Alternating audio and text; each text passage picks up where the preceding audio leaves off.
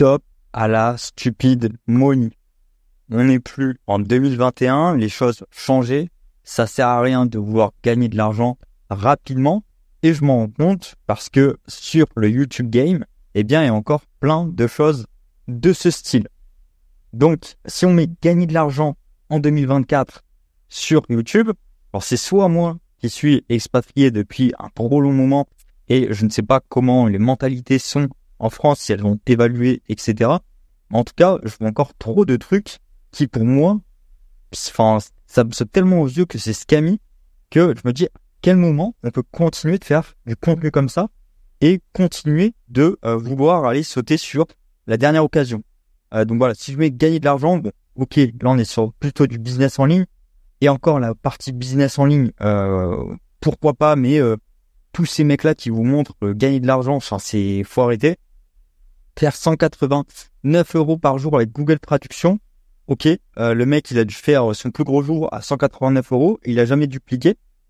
Pareil, si on regarde les plus gros youtubeurs qui sont à Dubaï ou autres, en fait ils vendent une méthode, et cette méthode, c'est comment ils le font. C'est-à-dire que ils vont vous dire comment faire 100 000 € par mois. Et en fait, eux, comment ils arrivent à faire ces 100 000 € par mois? C'est en vous vendant cette méthode, comment faire 100 000 € par mois. Donc c'est vraiment en fait, ils n'ont pas d'expertise et ils vous vendent un truc. C'est vraiment du coach de coach où ils vous disent, voilà comment je fais 100 000 € par mois, moi, parce que je fais un building public, je vous montre ça. Mais en fait, je le fais en vendant à des personnes, en leur montrant comment je fais et comment eux ils peuvent faire pareil. Donc en fait, il n'y a vraiment pas de création de valeur. Et bon, on en vient directement à ce point-là. Création de valeur vs captation de valeur. Tous les business de vente de formation, je vous montre comment j'arrive à faire ça, un building public, etc. C'est juste pour vous montrer, voilà, je sais faire 50 000 € par mois, 100 000 € par mois, peu importe. Mais si vous voulez faire comme moi, achetez ma formation, achetez mon coaching pour qu'ensuite vous puissiez éventuellement faire comme moi, c'est-à-dire vendre à d'autres personnes, qui vont vendre à d'autres personnes, qui vont vendre à d'autres personnes, etc.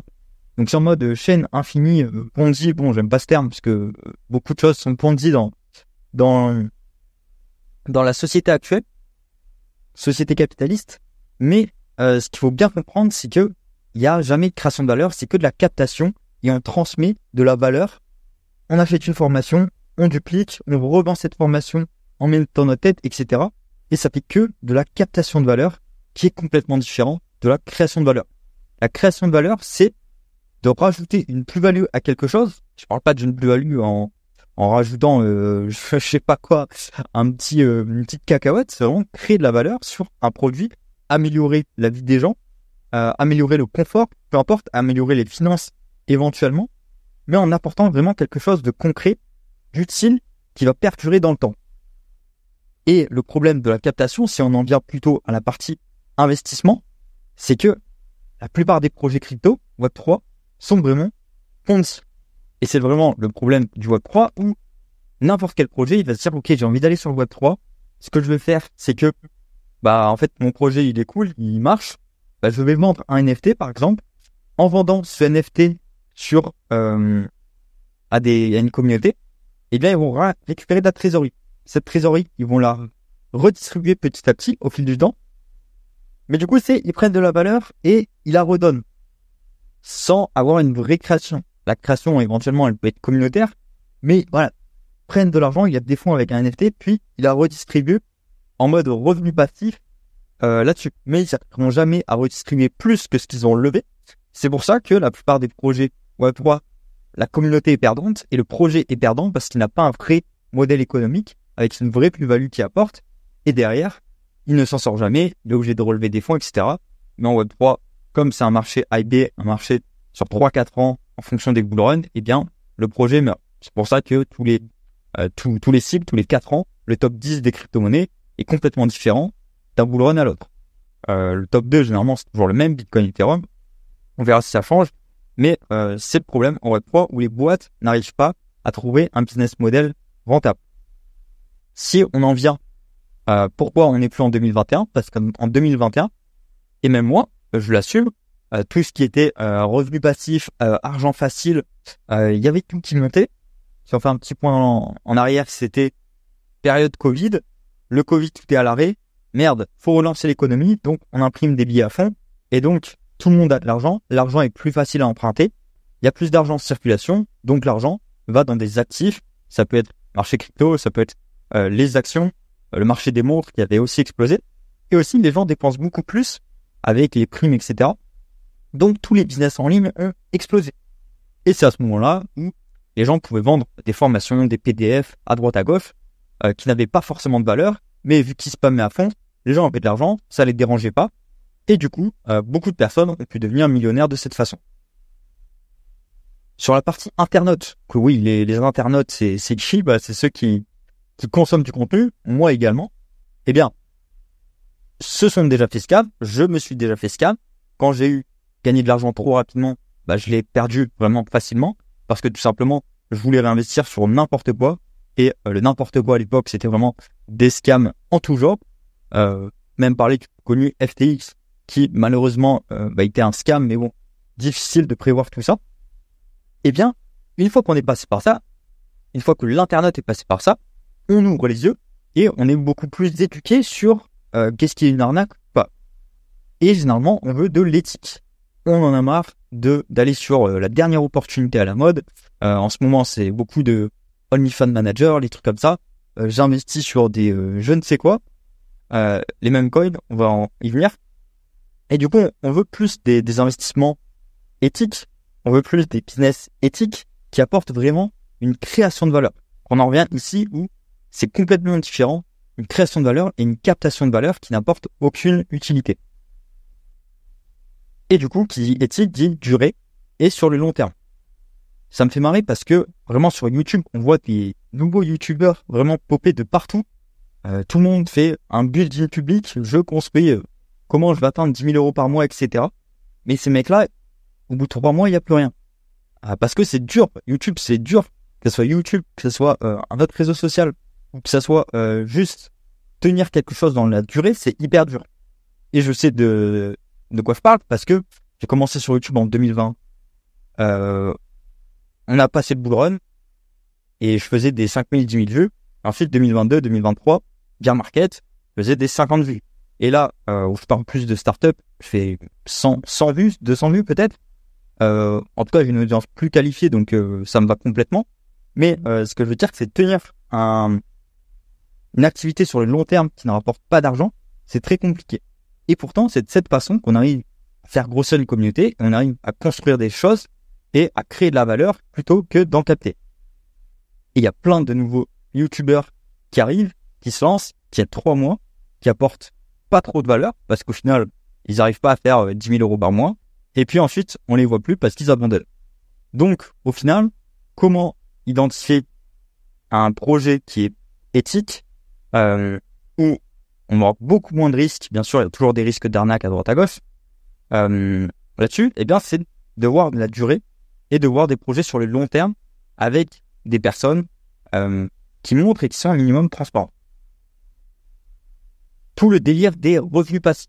Alors, moi, je l'ai compris, c'est tard, je l'ai compris, je sais pas, il y a peut-être 2-3 ans, où, en fait, on vend le revenu passif, et moi-même, quand je faisais du stacking sur des cryptos, je disais, j'ai du revenu passif. En fait, il n'y a aucun vrai revenu passif, qui ne demande 0 temps, qui est vraiment safe, et où on pourrait dormir tranquillement. Même sur de l'épargne aujourd'hui, que ça soit avec des brokers qui proposent des bons US ou des trucs comme ça, où on est à 3-4% par an sur du dollar, il y a toujours un risque. C'est vrai que c'est le risque le plus faible quasiment au monde, je pense. Mais même ce revenu passif, en fait, ça dépend des taux de la banque centrale. Donc, autant il y a un an, j'en sais rien, il était peut-être à 2%, aujourd'hui il est à 4%, ça varie. Et il peut être négatif, ça va être compliqué, mais il peut être à 0, il peut être à 1, il peut être à 5%. Donc ça fluctue. Et du coup, se dire, si je mets 1 million à 5% par an en revenu passif, je gagne 50K par an. C'est vrai, mais pas tout à fait parce qu'il faut s'en occuper. Et peut-être que dans 2 ans, il va y avoir une crise et du coup, il va falloir réapprécier ses positions. Donc le terme de revenu passif, pour moi, aujourd'hui, c'est totalement bullshit. Il n'existe quasiment pas. éventuellement, le seul truc que je pourrais apparenter et qui aujourd'hui me parle, ça va être sur de la dette ou des royalties vis-à-vis des startups. Donc pourquoi je parle de startups? Parce que généralement les startups font de la création de valeur et c'est pas juste de la captation de valeur via un token, une émission d'un actif comme un token qui ne sert pas à grand chose généralement. Mais du coup, il y a une vraie création de valeur. S'il y a une création de valeur, du coup, il y a du vrai argent, c'est pas de l'argent magique, et cet argent peut être redistribué en revenus passifs entre guillemets via des royalties, via de la dette, des obligations ou autres que le particulier peut contracter. Si ça vous intéresse d'en savoir plus, d'ailleurs, je vous mets un lien en description pour rejoindre mon club privé qui pour l'instant est ouvert au public, où on est quasiment 220 business angels aujourd'hui, où on partage des deals, on parle d'investissement, expatriation ou autre. Et dernier point, les mêmes coins, même si je parle de non à la stupid money, eh bien c'est vrai qu'il y a quelque chose qui marchera toujours. Ce sont pas forcément les mêmes coins, mais plutôt tout ce qui tourne autour de l'argent rapide. Ce qu'il faut bien comprendre, c'est que le particulier, il préfère, et quand je dis il, je peux m'inclure dedans, mais parce que psychologiquement je le ressens, mais financièrement je ne le fais pas, parce que déjà j'ai un capital suffisant qui me fait que je vais pas aller sur ce genre d'opportunités court terme, parce que même si je voudrais investir sur un même coin, un shitcoin, meme coin, peu importe, à petite capitalisation, je mettrais quelques milliers de dollars maximum. Donc même si le truc est x20, x50, x100, ça va pas être game changer. Et je vais pas m'amuser à passer du temps là-dessus. Mais pourquoi ça marchera toujours?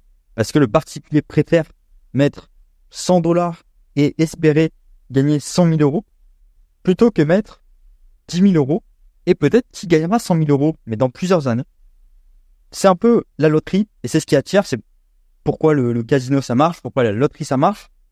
C'est les plus grosses industries et les plus rentables au monde parce que tout simplement le particulier est attiré sur ce genre d'opportunités rapides et de cash rapide.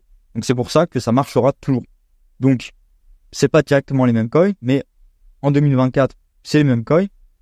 Tout ce qui est loterie, etc., comme à l'époque en 2021 c'était les NFT. Eh bien on a des spécificités qui suivant les cycles apparaissent, mais ça marchera toujours pour attirer le particulier. Enfin bref, je finis un petit peu cette vidéo sur arrêter la stupide monnaie. Donc que vous soyez investisseur, ne cherchez pas forcément à aller toujours sur la dernière opportunité. Posez-vous toujours cette question, parce que je me la suis posée, c'est pourquoi j'investis sur ce genre de conneries. Si j'investis ici, c'est parce que peut-être j'ai besoin de dopamine et de choses qui me donnent un espoir et ok, peut-être un jour, je vais mettre 1000 balles et je vais gagner 100 000 balles. Ouais, peut-être. Mais pour autant, si tu réfléchis, il y a peut-être d'autres opportunités qui peuvent vous offrir ça, mais qui ne sont pas forcément purement spéculatives.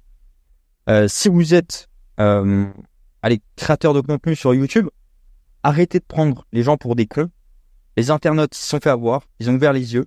Aujourd'hui, ils veulent de l'éthique, du long terme. Donc, ne niquez pas votre image juste pour vendre un truc rapide. Vraiment, visez le long terme. Et puis, si vous êtes entrepreneur, pareil, évitez de sauter sur les dernières opportunités.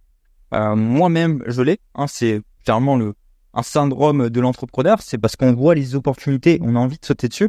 Mais c'est vraiment la pire chose à faire pour construire quelque chose de long terme. Et si vous voulez construire quelque chose de long terme, eh bien, faut avoir une idée, s'adapter au marché, bien sûr, mais garder cette idée long terme, la développer jusqu'à ce que ça fonctionne.